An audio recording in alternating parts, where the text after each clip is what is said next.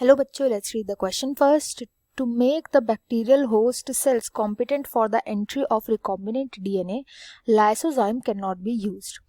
जब bacterial host cell को competent बनाना होता है रिकॉम्बिनेंट डीएनए की एंट्री करें तो उसके लिए हम कभी भी लाइसोजाइम यूज नहीं करते. ये हमें बताना है स्टेटमेंट ट्रू है या फिर फॉल्स है. तो जो यहाँ पे की कॉन्सेप्ट यूज किया जाएगा वो हम करेंगे ट्रांसफर ऑफ फॉरेन डीएनए का. Transfer of foreign DNA. जब भी फॉरेन डीएनए को हम इनकॉर्पोरेट करते हैं किसी भी वेक्टर के अंदर, ये वेक्टर यूजुअली क्या होता है, एक प्लाज्मिड होता है. जब भी किसी और वेक्टर के अंदर हम अपने फॉरेन डीएनए को इनकॉर्पोरेट करते हैं, नेक्स्ट क्वेश्चन होता है अब इसको हम सेल के अंदर कैसे करके भेजें, क्योंकि सेल जो होता है एवं ही कोई भी किसी भी फॉरेन डीएनए को अपने अंदर नहीं लेता. तो अब बात आती है कि कैसे ले. तो सबसे ज़्यादा इसी प्रोसेस को जिसमें हम किसी भी सेल को ऐसा बनाते हैं कि वो किसी फॉरेन पार्टिकल को या यूजुअली जो प्लाज्मिड्स है या ये वेक्टर है इसको अपने अंदर ले ले, इस प्रोसेस को हम बोलते हैं कि हम इनको कॉम्पिटेंट बना रहे हैं. कॉम्पिटेंट बनाते हैं होस्ट सेल को, इसी प्रोसेस को हम बोलते हैं. अब कॉम्पिटेंट बनाने के लिए सेल्स को यूजुअली क्या किया जाता है, इनको हम CaCl2 that is calcium chloride से ट्रीट करवाते हैं. बिल्कुल चिल्ड होता है, कैल्शियम क्लोराइड से ट्रीट करवाते हैं, बिल्कुल आइस चिल्ड होता है ये.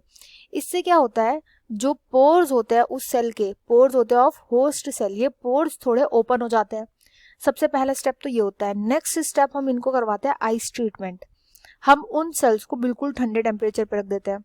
आइस ट्रीटमेंट के बाद उनको हम हीट शॉक देते हैं. हीट शॉक का मतलब बहुत ज़्यादा हीट पे, अराउंड 50 to 60 डिग्री सेल्सियस की हम इनको हीट प्रोवाइड करवाते हैं.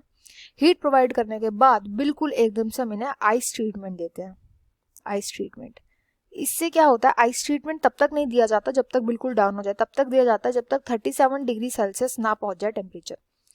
तो इस ट्रीटमेंट की वजह से क्या होता है, जो पोर्स होते हैं ना, इनमें इजीली ये प्लाज्मिड ट्रांसफर हो जाता है बिकॉज ऑफ हीट शॉक. जो सेल मेम्ब्रेन को हीट का शॉक लगता है उसकी वजह से वेक्टर तब तक ट्रांसफर हो जाता है into the cell.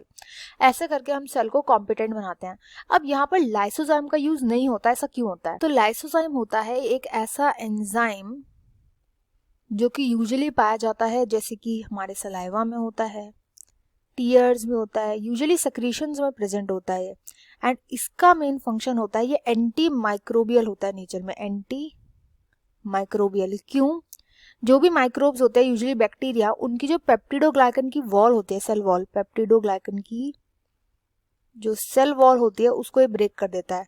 Cell wall के ब्रेक होती क्या होता है, बैक्टीरिया की डेथ हो जाती है. तो ये इसका फंक्शन होता है. अब अगर हमने ये लाइसोजाइम डाल दिया इस मिक्सचर के अंदर, तो जो भी बैक्टीरिया हम चाहते हैं जिसके अंदर हमारा होस्ट सेल, यूजुअली क्या होता है, हमारे होस्ट सेल बैक्टीरिया होते हैं, अगर उसके अंदर हमने डाल दिया तो ये क्या करेगा, अपने एंटी बैक्टीरियल प्रॉपर्टी की वजह से उन होस्ट सेल की डेथ करवा देगा. पेप्टिडोग्लाइकन की जो सेल वॉल होगी उसको डिस्ट्रॉय कर देगा. उसको डिस्ट्रॉय करने की वजह से जो सेल होगी उसकी डेथ हो जाएगी, जो हमारा बैक्टीरिया होगा उसकी डेथ हो जाएगी.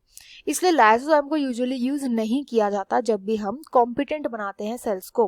तो यहाँ पे जो स्टेटमेंट लिखी गई है ये स्टेटमेंट है एकदम true. I hope you understood well. Best of luck and thank you.